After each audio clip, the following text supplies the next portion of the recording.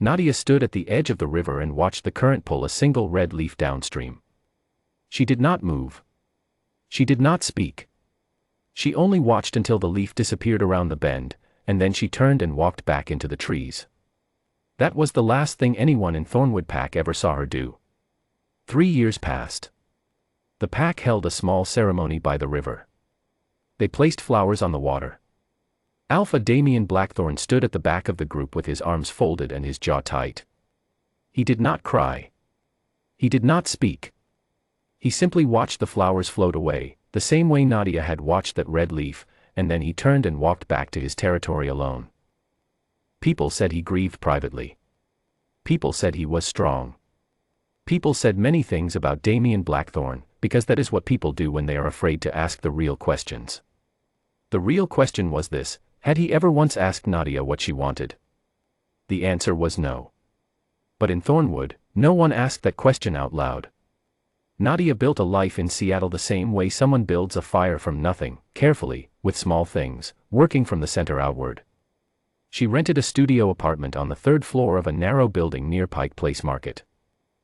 She got a job at a small accounting firm run by a human woman named Patricia who asked no questions and cared only that the numbers were right. Nadia was very good at making numbers right.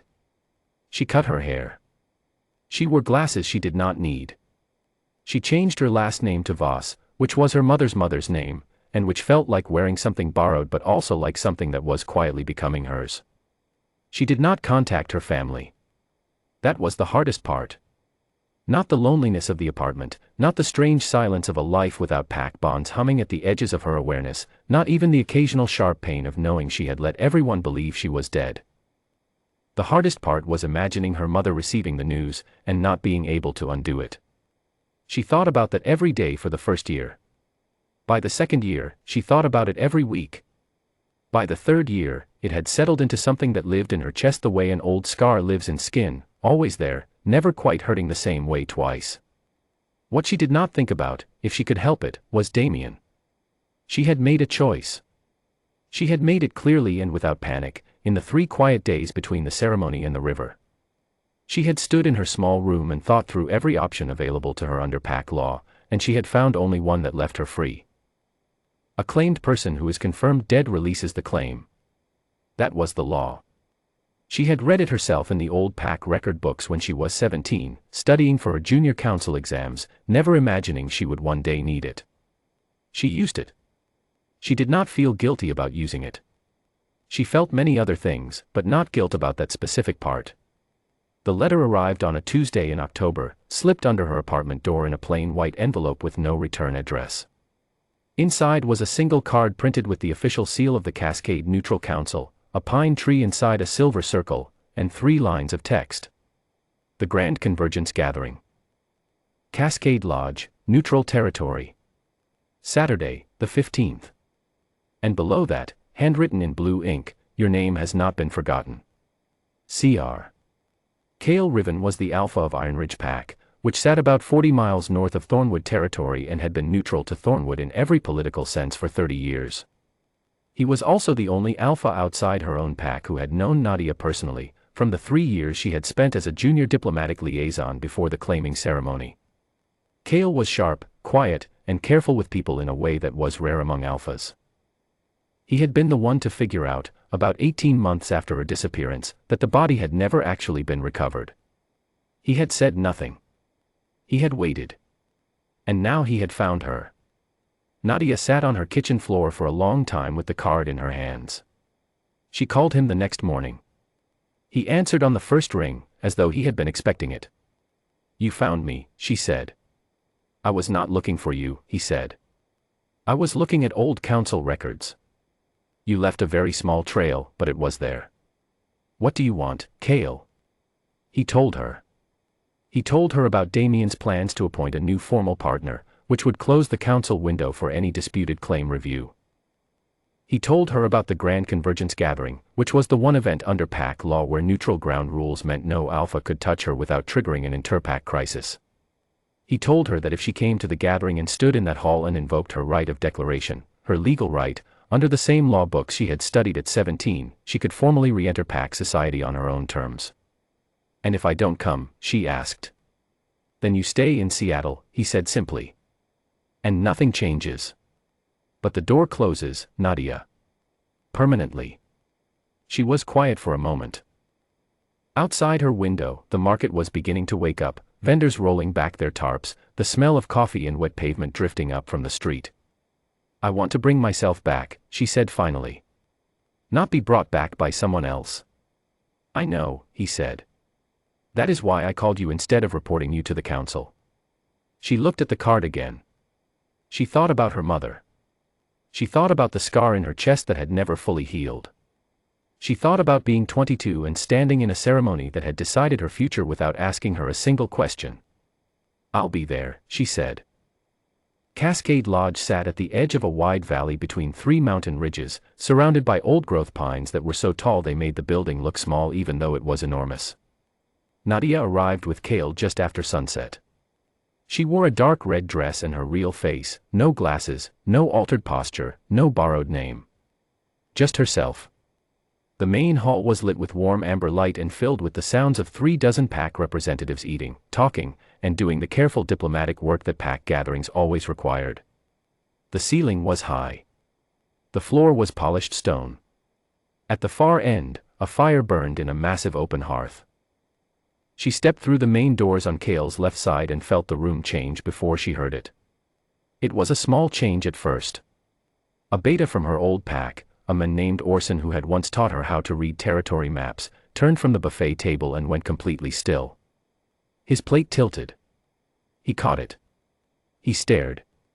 Then the woman beside him looked. Then the two council delegates behind them.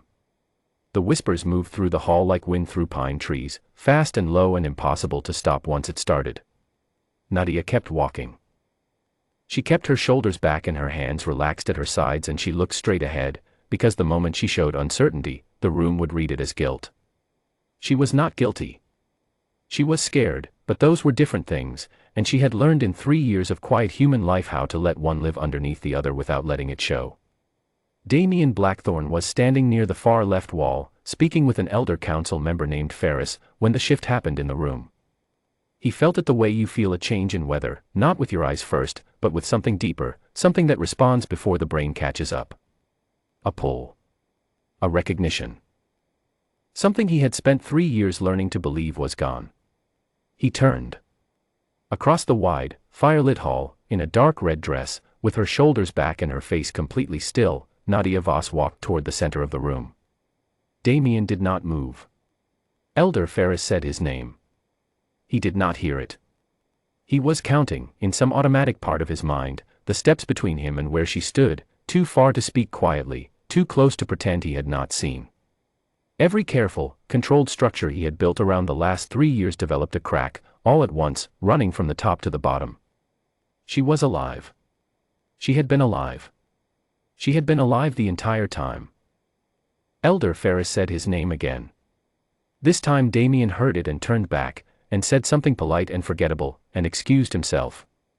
He set his glass down on a nearby table without looking at it. He stood very still for a moment, with his back to the room, breathing. Then he straightened his jacket and crossed the hall. Nadia saw him coming when he was about 20 steps away. She had known she would see him. She had prepared for it. She had rehearsed, in the quiet of her Seattle apartment, what it would look like to hold his gaze and not flinch. What she had not fully prepared for was how much older he looked. Not old, he was 31, same as always. But there were lines at the corners of his eyes that had not been there before, and the way he held himself was different. Something heavy lived in the set of his shoulders that had not been there when she left. He stopped about 2 feet from her. He said nothing for a moment. The noise of the hall continued around them, but it felt distant, like sound from another room. Then he said, very quietly, "You let me bury an empty grave." It was not an accusation. It was not a threat. It was just a fact, spoken plainly, and it landed harder than any raised voice could have because it was so clearly true and so clearly painful. "Yes," she said. "I did." He looked at her for a long moment. Then he stepped back and said nothing else, and she understood that he was giving her the floor, not out of generosity, but because he did not yet know what else to do with what he was feeling. The formal declaration was witnessed by 7 council members, 4 visiting alphas, and about 60 PAC representatives who had stopped pretending they were not listening. Nadia stood at the center of the hall, near the hearth, with the fire warm at her back. She spoke clearly and at a normal volume, the way her mother had taught her to speak when something important needed to be said. She told them that she had been 22 years old when the claiming ceremony was held. She told them that under the law as it existed, she had no door to walk through, no refusal that would not cost her family their standing, no protest that would be heard without penalty, no option that left her both free and safe. She told them she had read the PAC records carefully and found the one clause that existed in her favor, and she had used it. She did not apologize. She did not ask for sympathy. She said, simply, that she was invoking her right of declaration, her legal right to re-enter PAC society as a free individual, unbound by any prior claim, and to have that status formally recorded by the Cascade Neutral Council. Then she stopped speaking and waited. The hall was very quiet. Council Elder Ferris looked toward Damien. Under the rules of declaration, the original claimant had 30 seconds to raise a formal contest before the declaration became final. Damien stood near the left wall, exactly where he had moved to after their brief exchange. He was looking at Nadia. Not at Ferris, not at the council table, at her. His face was unreadable, but his eyes were not. His eyes held something complicated and honest and tired. 30 seconds passed. He said nothing. Elder Ferris nodded once. Declaration received and unopposed. Let the record show that Nadia Voss stands as a free individual under Cascade Neutral Council law, effective this evening. Around the room, people exhaled. Someone started to speak. The noise of the hall slowly returned. Nadia breathed. There was a side corridor off the main hall, past the coat room, where the sound of the gathering became a low murmur rather than a full noise. Nadia went there after the declaration because she needed 30 seconds of quiet and because her hands had started to shake slightly, which she had not permitted them to do while she was standing in front of 60 people. She was leaning against the stone wall with her eyes closed when she heard his footsteps. She opened her eyes. Damien stood at the entrance to the corridor. He had not followed her to confront her. She could tell that from the way he stopped at the edge rather than walking in, he was giving her the choice of whether to continue. She did not leave. He walked in slowly and stopped a few feet away, and for a moment neither of them spoke. The stone wall was cool behind her shoulders. The murmur of the hall drifted in from around the corner. "I want to ask you something," he said. "And I want you to answer honestly, not carefully." She nodded. "Were you afraid of me," he said, "or afraid of what the claim meant?" She looked at him for a moment. It was the question she had not expected him to ask, because it required a kind of honesty about himself that she had not believed he had back then. "Both," she said. "In the beginning, mostly the second. But I didn't know you, Damien. You placed a claim on someone you barely knew, in front of everyone, under a law that gave me no real way to say no. And I didn't know if the man who would do that was someone I could trust or someone I needed to run from. I didn't have enough information to tell the difference. So I used the only door I could find." He was quiet for a long time. The fire from the main hall threw warm light down the corridor in a long, unsteady line.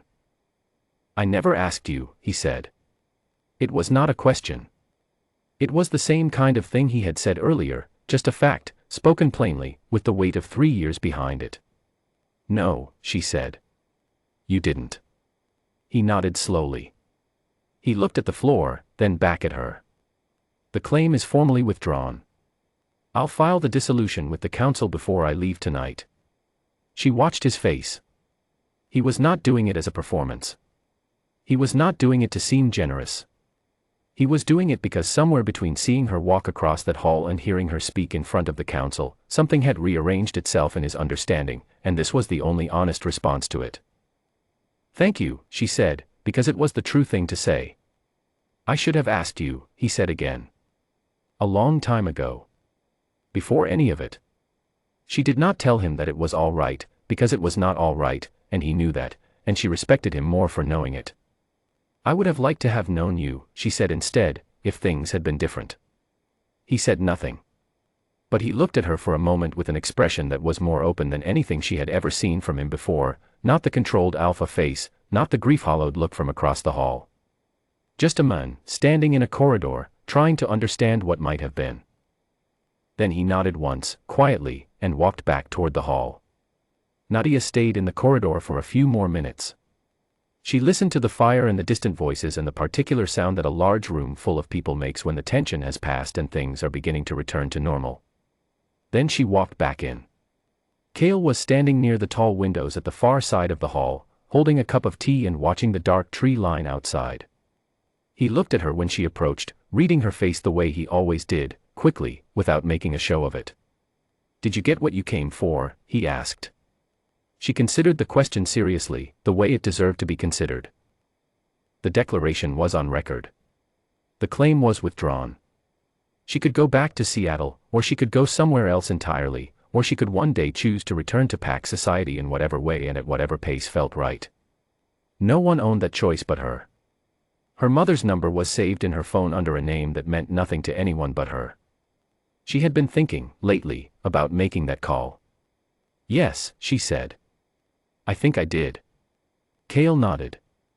He did not ask her to explain.